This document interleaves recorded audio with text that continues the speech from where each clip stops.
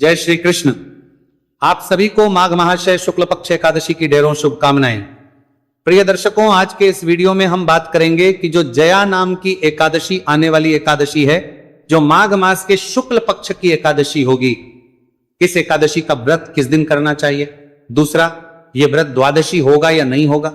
इस एकादशी के व्रत नियम क्या रहेंगे, कैसे ये व्रत किया जाना चाहिए, खाने में क्या खाना चाहिए, आहार क्या लेना चाहिए, किस समय लेना चाहिए, पुराण क्या कहते हैं, इस एकादशी के नियम क्या रहेंगे, पारण कब करना चाहिए, पारण कैसे करना चाहिए, इसका मंत्र क्या रहेगा, भोग क्या रहेगा। इस प्रकार से इस एकादशी के विषय में संपूर्ण शास्त्रीय जानकारी आपको यहां प्रदान की जाएगी। जानकारी आरंभ करते हैं। आपसे निवेदन है कि वीडियो यदि थोड़ा सा भी उपयोगी लगे तो कृपया वीडियो को लाइक कीजिए और जितना हो सके शेयर कीजिए, क्योंकि यहां पर एक एक जानकारी शास्त्रों से है। अपने व्रत की सफलता के लिए और भगवान नारायण का आशीर्वाद प्राप्त करने के लिए कमेंट बॉक्स में अवश्य लिखिएगा जय श्री हरि या ओम नमो भगवते वासुदेवाय। आप देख रहे हैं सनातन धर्म का संसार ज्योतिष संस्थान का प्रतिष्ठित यूट्यूब चैनल सनातन धर्म का संसार धार्मिक। हम यहाँ पर सभी व्रत और त्योहारों की सही शास्त्रीय जानकारी प्रदान करते हैं। ज्योतिष और पंचांग के आधार पर आपको बताते हैं कौन सी तिथि कब है, व्रत आदि कब करना है, क्या विधि है, क्या नियम है और क्या गलती नहीं करनी है। यदि आप सभी व्रत और त्योहारों की सही शास्त्रीय जानकारी पाते रहना चाहते हैं तो कृपया चैनल को सब्सक्राइब कीजिए और बेल आइकॉन को प्रेस कीजिए। जब आप सब्सक्राइब का बटन दबाएंगे तो हाँ, ये घंटी का निशान बना हुआ आएगा, उसको अवश्य दबाइएगा, तभी आपको हमारे सारे वीडियो प्राप्त होंगे, अन्यथा आपसे जानकारी छूट जाएगी। आइए जानकारी आरंभ करते हैं। बात करते हैं माघ मास शुक्ल पक्ष जया एकादशी। ये जो एकादशी है ये सभी पापों का हरण करने वाली है और अत्यंत ही शुभ होती है। ये हेमाद्री ग्रंथ में वर्णन आता है। ये जो एकादशी है ये अत्यंत शुभ फलदायिनी और सब संकटों का नाश करने वाली है। प्रिय दर्शकों, माघ शुक्ला जया एकादशी का महिमा मंडन पुराणों में खूब खूब किया गया है। भगवान श्री क्या कहते हैं ये आपको सुनाते हैं। भगवान श्री कृष्ण महाराज युधिष्ठिर से कहते हैं कि जया नामित विख्याता सर्व पाप हरा भरा पवित्रा पाप हंत्री च कामदा मोक्ष प्रदायणा ब्रह्म हत्या महंत पिशाचत्व विनाशनी अर्थात जन्म नामित विख्याता सर्व पाप हरा परा अर्थात माघ मास के शुक्ल पक्ष में जो जया नाम की एकादशी आती है वह सभी पापों का हरण करने की क्षमता रखती है। वह सभी पापों का हरण करने वाली एकादशी अत्यंत पवित्र है, पापों का नाश करने वाली है। यह मनुष्य की सभी संकल्पों की सिद्धि कराने वाली है। अर्थात यदि आप इस दिन कोई भी संकल्प करते हैं, कोई भी संकल्प लेते हैं कार्य को करने के लिए, तो वह सिद्ध होता है। कोई भी ऐसी उत्तम आपकी इच्छा है, धार्मिक इच्छा है, तो वह अवश्य ही इस एकादशी के दिन यदि आप संकल्प करते हैं, व्रत करते हैं, तो पूर्ण हो जाती है। भगवान कृष्ण आगे कहते हैं कि यह भोग मोक्ष दोनों प्रदान करने वाली है। भोग भी प्राप्त होगा और मोक्ष भी प्राप्त होगा। अर्थात जब आप इस जीवन में हैं तो आपको सभी सुख सुविधाएं भी प्राप्त होगी, भोगने को मिलेगी, और जब आप इस संसार से जाएंगे तो परमात्मा के धाम की भी प्राप्ति आपको होगी। ब्रह्म हत्या जैसे बड़े बड़े पापों का ये नाश करने वाली है और पिशाचत्व बड़े बड़े पिशाच योनियों से मनुष्य को मुक्ति दिलाने वाली है। भगवान श्री कृष्ण आगे भी कह रहे हैं, कहते हैं कि जो मनुष्य इस एकादशी व्रत कर लेता है वह मनुष्य कभी प्रेत योनि को प्राप्त नहीं होता, पिशाच योनि को प्राप्त नहीं होता, वह निश्चय ही मोक्ष प्राप्त कर लेता है। तो इतनी अद्भुत बात है। आगे बहुत कुछ लिखा है भगवान श्री कृष्ण ने, तो बाकी बहुत सारी बातें हैं जो कथा के माध्यम से भी कही गई है। ये एकादशी इतनी महत्वपूर्ण है कि जितनी महिमा का वर्णन करें उतना कम पड़ जाए। यहां तक कि वर्णन आता है कि जब इंद्रदेव ने एक गंधर्व को जो उनके स्वर्ग में नृत्य करता था उसे श्राप दिया और वह पिशाच बन गया। पिशाच बन के वह पृथ्वी पर भटकने लगा और फिर देव कृपा से एक दिन अनजाने में उससे इस एकादशी का व्रत हो गया और नियमों का पालन हो गया, जिसके परिणाम स्वरूप उसका जो श्राप था जो इंद्र ने दिया था उससे उसे मुक्ति प्राप्त हो गई। वह पुनः गंधर्व का स्वरूप धारण करके स्वर्ग पहुंचा। जब वह स्वर्ग पहुंचा तो स्वयं इंद्र ने उससे पूछा कि ऐसा तुमने कौन सा उत्तम कार्य किया जिसके फल से तुम मेरे श्राप से मुक्त हो। तब उसने बताया कि अनजाने में उससे ये जया नामक एकादशी का व्रत हो गया था, जिसके कारण उसे पिशाच चतुर से मुक्ति मिली है। उसने पिशाच चतुर से मुक्ति मिली है, दिन से वह इंद्र आदि देवताओं के लिए भी पूजित हो गया क्योंकि भगवान नारायण कहते हैं कि जो एकादशी का व्रत करता है, जो भगवान नारायण का भक्त है, देवगण उसकी पूजा करते हैं, देवगणों के लिए वह पूजनीय हो जाता है। इतनी अद्भुत महिमा है इस एकादशी की। अब आप कहेंगे पंडित जी महिमा बड़ी अद्भुत है, तो इसका व्रत कैसे किया जाए? अब व्रत की विधि की बात करते हैं तो व्रत करने के लिए एकादशी के नियम जो है दशमी तिथि से आरंभ हो जाते हैं। दशमी तिथि से जो नियम आरंभ होते हैं उसमें प्रमुख रूप से यह है कि आपको व्रत के एक दिन लहसुन, प्याज आदि का त्याग करना चाहिए। इसके अतिरिक्त दशमी तिथि से ही आपको, जो लोग मांस मदिरा का सेवन करते हैं, एकादशी व्रत करते हैं, उनको मांस मदिरा का सेवन भी बंद कर देना चाहिए। दशमी तिथि के दिन आपको ब्रह्मचर्य धारण कर लेना चाहिए और व्रत के एक दिन पूर्व कांसे के पात्र का प्रयोग वर्जित है, साथ ही मसूर के दाल का प्रयोग वर्जित है और चने के साग का प्रयोग भी वर्जित है। इन नियमों का धारण कीजिए, ध्यान दीजिए।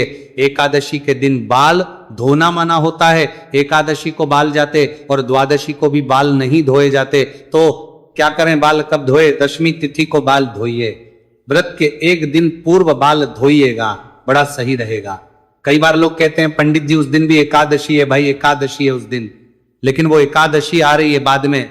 अगर उस दिन सूर्य से पहले ही एकादशी होती तो हम एकादशी का व्रत उसी दिन कहते, एक दिन पहले क्यों रहता वो? इसलिए एक दिन पूर्व आप बाल धो लीजिएगा, ब्रह्मचर्य धारण कर लीजिएगा, रात्रि को अच्छे से दंत दान करके सोइए, जिससे कि मुंह में कोई अन्न का दाना ना रहे। नियम कहता है कि आपको एक दिन पूर्व भी एक वक्त का आहार लेना चाहिए, अर्थात दिन में ही भोजन करना चाहिए, रात्रि को नहीं। यह नियम यदि आप निभा पाओ, शारीरिक रूप से इतनी सक्षम है तो अवश्य निभाइएगा, ना हो पाए तो कोई बात नहीं। एकादशी के व्रत वाले दिन आपको सूर्योदय से पहले उठना चाहिए। उठने के बाद पवित्र स्नान कीजिएगा। इस एकादशी से माघ के अंतिम 5 दिनों की भी शुरुआत होने वाली है, जो बड़े महत्वपूर्ण होते हैं। माघ के अंतिम 5 दिन ये आपको माघ स्नान का फल प्रदान कर सकते हैं। विधि मैंने आपको बता दी है, कैसे पूजा करनी है, क्या विधि है, क्या नियम है। तो इस दिन का जो स्नान है बड़ा महत्वपूर्ण होगा। स्नान जो आप करेंगे इस एकादशी पर, वह स्नान होगा सूर्योदय से पहले। नहाने का जो जल भरते हैं उस पात्र में पहले थोड़ा गंगा जल डालिएगा, फिर शुद्ध जल, थोड़े से काले तिल उसमें डालिएगा और फिर उसे आप स्नान कीजिएगा। स्नान करके स्वच्छ वस्त्र धारण करके सूर्य को अर्घ्य अवश्य दीजिएगा, सूर्य की उपासना अवश्य कीजिएगा। सूर्य अर्घ्य के बाद तुलसी को जल अवश्य दीजिएगा। तुलसी जल देने के बाद फिर आप एकादशी का अपना संकल्प करते हुए व्रत पूजन करेंगे। प्रश्न उठता है कि किस प्रकार से संकल्प करना है, संकल्प की विधि क्या रहेगी और क्या रहेगी पूजा की सामग्री। तो प्रिय दर्शकों की सामग्री के रूप में आपके पास भगवान नारायण का कोई चित्र होना चाहिए, कोई तस्वीर होनी चाहिए या प्रतिमा हो। तो प्रतिमा उनको स्थापित करने के लिए एक चौकी की आवश्यकता होगी। चौकी पर बिछाने के लिए लाल या पीला वस्त्र लीजिएगा। पूजा के लिए रोली, मौली, पान, सुपारी, लौंग, इलायची, धूप, दीप, नैवेद्य, पुष्प, इत्र, जनेऊ, पंचामृत बनाने के लिए सामग्री, उसमें शहद का प्रयोग नहीं होगा। कच्चा दूध, दही, घी, शक्कर और गंगाजल लीजिएगा। इसके 1 लोटा लीजिएगा, तांबे का या पीतल का। ये सारी सामग्री है जो आपने लेनी है। ये सारी सामग्री एकत्र कीजिए। लोटा जो आपने तांबे का या पीतल का लिया है उसमें पहले थोड़ा सा गंगाजल भरिए, फिर शुद्ध जल भरिए और आसन लगा के पूर्व दिशा की ओर या उत्तर दिशा की ओर मुख करके बैठ जाइए। सारी सामग्री को रखिए। सबसे पहले उस स्थान का शुद्धिकरण कीजिए और जल छिट्टे देके सामग्री का भी पवित्रीकरण कीजिए जिसे आपको अर्पित करेंगे, क्योंकि सामग्री आप तक आने से पहले न जाने कितने हाथों से किस अवस्था में निकली है। तो इसीलिए भगवान को चढ़ाने से पहले उसको पवित्र किया जाता है। तो लोटे में से जल फूल के माध्यम से छींटे दीजिए सामग्री और उस स्थान पर हम मंत्र पढ़ते हैं, ओम अपवित्रः पवित्रो वा सर्वावस्था गतोपि वा यह स्मृत पुंडरीकाक्षं स बाह्याभ्यंतरः शुचियः। इस प्रकार से जल छींटे दीजिए। देखिए आपने स्थान को शुद्ध किया, को पवित्र किया। चौकी बिछाइए। चौकी बिछा के पीला वस्त्र, लाल वस्त्र बिछाइए। भगवान नारायण की जो तस्वीर या प्रतिमा आपके पास है उन्हें स्थापित कीजिए। स्थापित करने के बाद उनके सामने घी का दिया रखिए या तेल का दिया रखिए। घी का दिया रखेंगे तो सीधे हाथ की ओर रखिएगा, तेल का दिया रखेंगे तो उल्टे हाथ की ओर रखिएगा। इस प्रकार स्थापना करने के बाद अब आप अपने सीधे हाथ पर जल लीजिए, चम्मच से जल लीजिए और हाथ धो लीजिए। हाथ धो के 3 बार आपने जलाशमणि करनी होती। जलाशमणि इसमें 2-2 बूंद जल लेना होता है, क्योंकि जो निर्जले आप व्रत करते हैं ना, तो उसमें 6 मासा जल ही शास्त्र कहते हैं कि आपको जलाशमणि के रूप में लेना चाहिए। उससे व्रत खंडित नहीं होता है। तो आप सबसे पहले हाथ धोइएगा, उसके बाद 2-2 बूंद जल लीजिएगा, एक-एक मंत्र पर हाथ पर जल लीजिए, चम्मच से हस्त प्रक्षालन नमः और हाथ धो लीजिए। हाथ धो के अब आप जल लीजिएगा 2-2 बूंद। ओम माधवाय नमः जल लीजिए, पी जाइए। ओम केशवाय नमः जल लीजिए, पी जाइए। ओम नारायणाय नमः जल लीजिए, पी जाइए। ओम ऋषिकेशाय नमो नमः, हस्तो प्रक्षालन नमः, हाथ धो लीजिए। अपने आप को तिलक कीजिए, मौली बांधिए। आपके परिवार के लोग अगर पूजन कर रहे हैं साथ बैठ के, उनको भी तिलक कीजिए, मौली बांधिए। और अब आप व्रत पूजन का संकल्प कीजिए। दिया जला लीजिए, धूप जला लीजिए और संकल्प कीजिए। संकल्प करने के लिए अपने सीधे हाथ में जल लीजिए, पुष्प है तो पुष्प लीजिए। दक्षिणा के रूप में 1 रुपए का सिक्का कम से कम रखिए, अधिक जो रखना चाहें रख सकते हैं। 3 बार बोलिए ओम श्री विष्णु, ओम श्री विष्णु, ओम श्री विष्णु।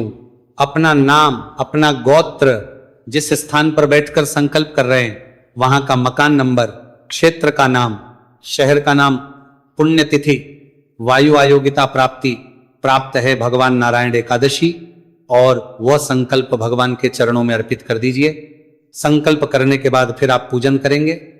पूजा की जानकारी में पूजा का जो पूजा विधि का वीडियो बनाऊंगा उसमें अवश्य बताऊंगा, क्योंकि या मैं चाहता हूं कि छोटा वीडियो रहे और संक्षेप में सब जानकारी प्राप्त हो जाए, क्योंकि बहुत सारे हमारे दर्शक फिर देखते हैं पंडित जी वीडियो बहुत लंबा हो जाता है। तो पूजा विधि की जानकारी पूजा विधि के वीडियो में पूजा कीजिएगा।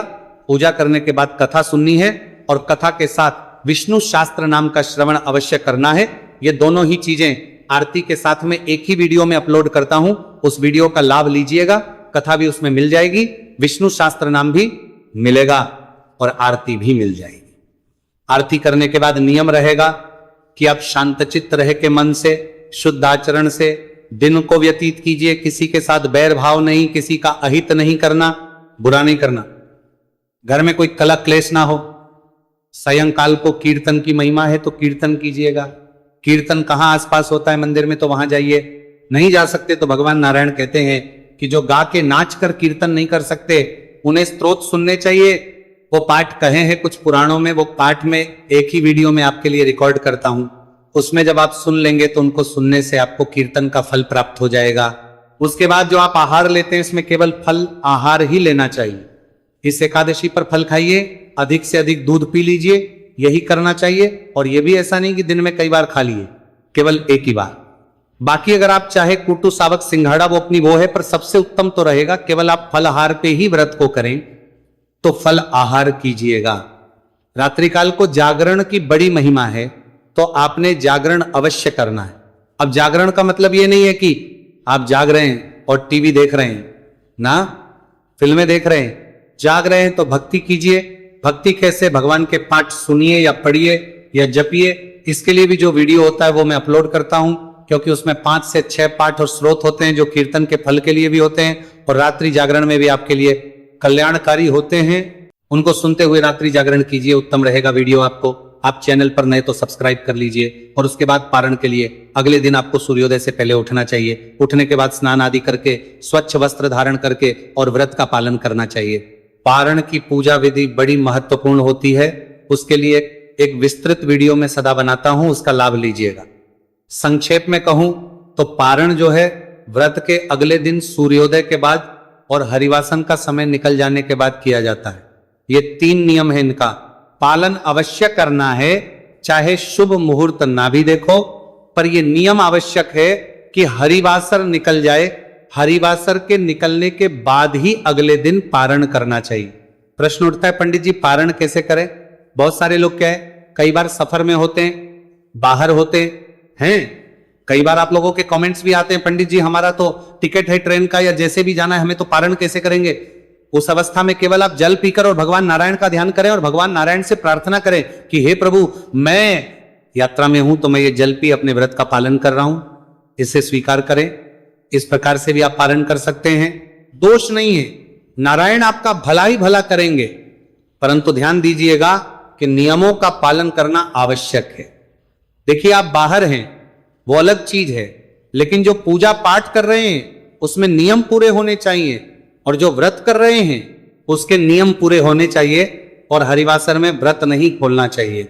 अगर आप हरिवासर से पहले व्रत खोलते हैं तो वो खंडित होता है।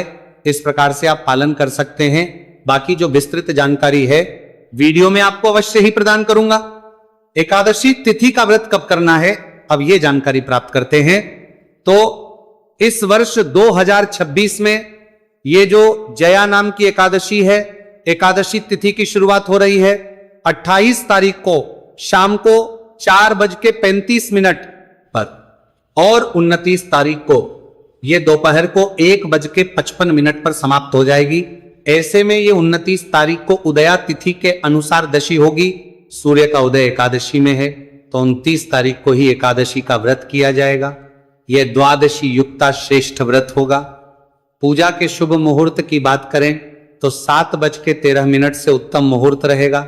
7:13 से और 10 बजे तक आप पूजन कर सकते हैं, कल्याणकारी रहेगा। बाकी कुछ और पूछना चाहें तो कमेंट बॉक्स में लिख के पूछ लीजिएगा। पूजा विधि की जानकारी मैं आपको पूजा विधि का वीडियो आज ही अपलोड करूंगा, उसमें अवश्य प्रदान करूंगा। ये थी जानकारी एकादशी के विषय में। जानकारी को जितना हो प्रचारित प्रसारित कीजिए। नारायण सब पर कृपा करें। हरे कृष्ण।